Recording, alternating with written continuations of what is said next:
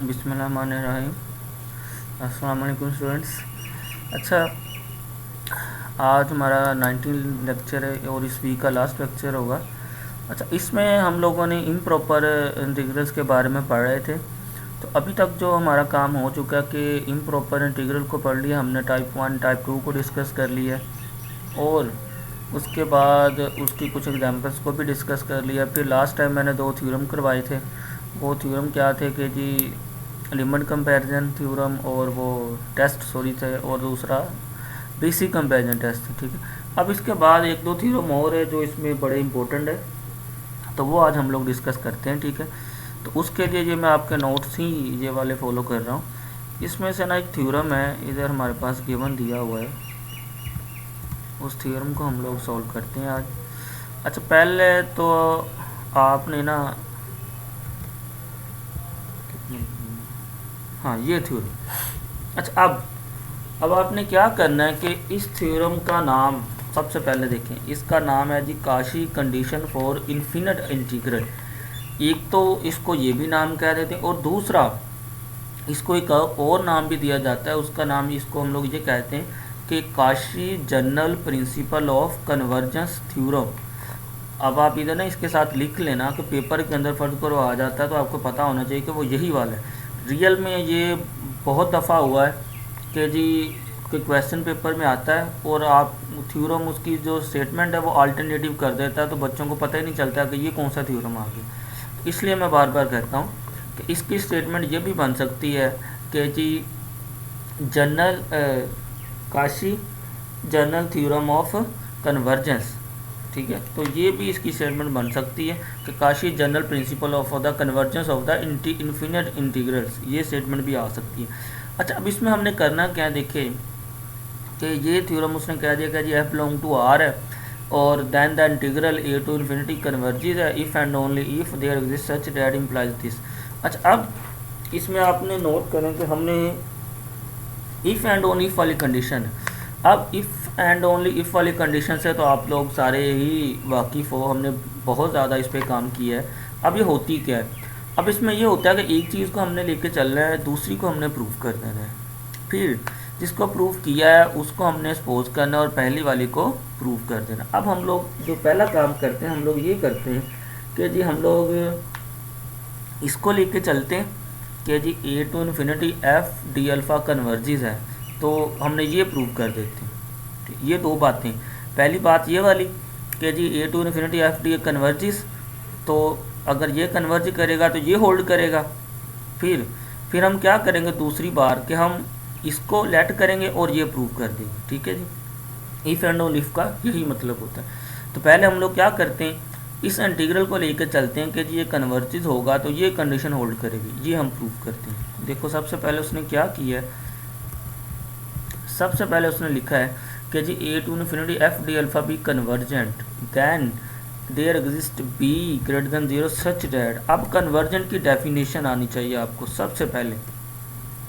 ये स्टार्ट में भी मैंने आपको रियल 1 में भी हमने पढ़ी थी कि कन्वर्जेंट की डेफिनेशन क्या होती है। हम उसको ऐसे लिखते हैं कि जी एस, आपको याद होगा सीक्वेंस के अंदर हमने पढ़ा था कि S N minus L limit N approaches to infinity, कि जी कन्वर्जेंट ये होता है कि हम कहते हैं, ये दूसरी वर्डिंग में हम लोग इसको ऐसे लिख देते हैं कि S N minus L less than epsilon naught. तो इसी तरीके से ये कन्वर्जेंट की उसने डेफिनेशन लिखी है कि ए to B F D alpha minus A to infinity F D alpha less than epsilon naught over 2। तो दोबारा देख ले, अगर हम इसको फिर ऐसे भी लिख सकते हैं इस सारे को कि limit x approaches to infinity A to B F D alpha is equal to A to infinity F D alpha. मतलब कि ये डेफिनेशन किसकी बनती है, कन्वर्जन की। कन्वर्जन की जो हमने सीक्वेंस की फॉर्म में पढ़ी थी वही डेफिनेशन है ये वाली, लेकिन फ़र्क क्या है, उधर हमारे पास सीक्वेंस है, इधर हमारे पास इंटीग्रल है, लेकिन बेसिक डेफिनेशन वही रहती है कन्वर्जन की। तो पहले तो ये डेफिनेशन, इसको अगर एप्सिलॉन नॉट में लिखना हो ऐसे लिख देते हैं, अगर वैसे लिखना हम लोग ऐसे लिख देते हैं कि जी limit x approaches to infinity f into x is equal to L. याद है ना, एल जिसको कन्वर्ज कर रहा हो। अब क्योंकि ये कन्वर्ज कर रहा था तो इसलिए हमने इसको ऐसे लिख दिया कि ये फंक्शन है कन्वर्ज इसको कर रहा है। तो ये इधर तक सारी कन्वर्जन की डेफिनेशन है। फिर उसने क्या किया, आल्सो, मतलब कहता है कि अगर हम बी ग्रेटर देन के लिए ये डेफिनेशन लिखते हैं, हम सी ग्रेटर देन बी, और ये सी और बी के लिए भी हम लोग ये डेफिनेशन कन्वर्जन की लिख सकते हैं।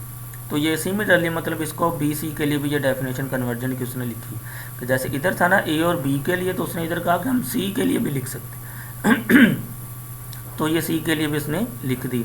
अच्छा, अब क्या किया है, अब हमने ये चीज़ प्रूव करनी थी। आप देखें कि G B to C F D alpha less than epsilon naught है, और ये चीज़ लेके चल रही है कि ये कन्वर्जेंट है। तो ये कन्वर्जेंट होगा, दो तरीक़ों से मैंने इसकी डेफिनेशन लिख ली।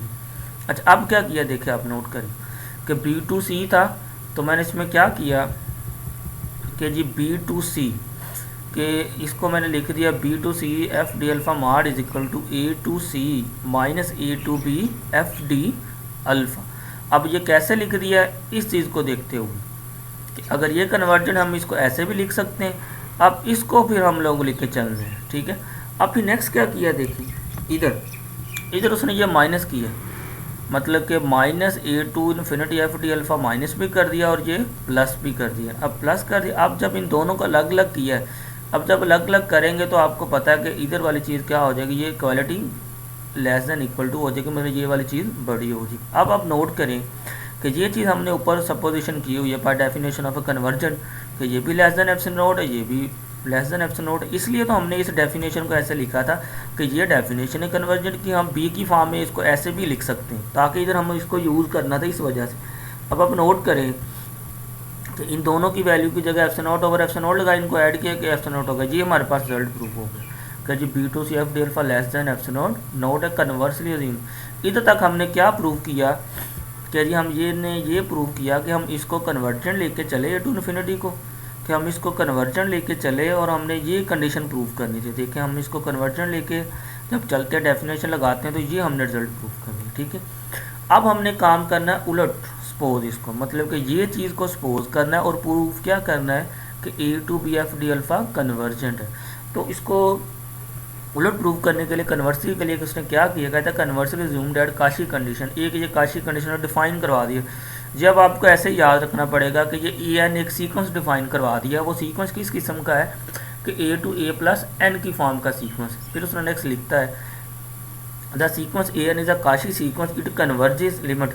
असल में अब वो पता क्या करना चाह रहा है, वो ये करना चाह रहा है कि जो काशी सीक्वेंस है उसको कन्वर्ज प्रूव करवाना चाह रहा है। क्यों? क्योंकि अगर कोई सीक्वेंस काशी सीक्वेंस होगा तो वो कन्वर्ज भी होगा।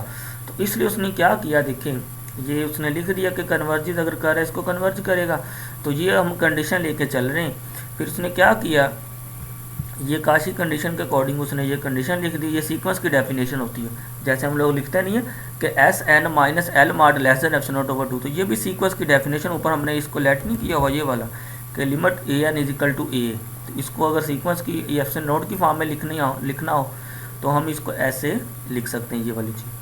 फिर इसने क्या किया, कहता है कि choose N integer N such that. अब इस इंटीजर के लिए भी हम लोग फिर इसको कैसे लिख सकते हैं, देखें कि जी a to B F D alpha minus a. असल में हम पता क्या चीज़ प्रूव करवाना चाह रहे हैं, हम ये चीज़ प्रूव करवाना चाह रहे हैं कि limit a to B F D alpha is equal to a आ जाए।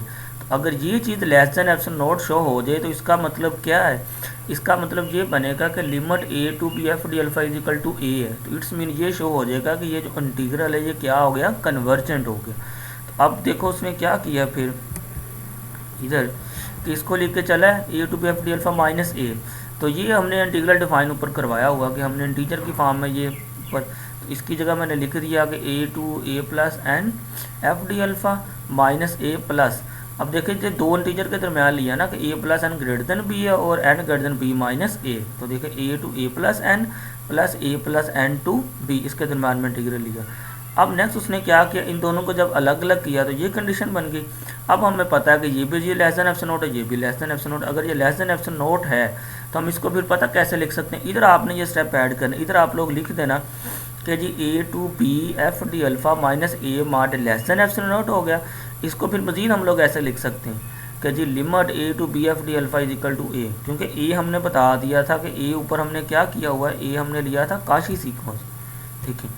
ये हमने कहा था कि काशी सीक्वेंस है, इट कन्वर्जेस टू दिस, ये ए को कन्वर्ज कर रहा है। जब ये ए को कन्वर्ज कर रहा है तो इट्स मीन हमने जब इसको प्रूव किया है तो बी एफ डी अल्फ़ा ये भी बराबर किसके आ रहा है, ए के।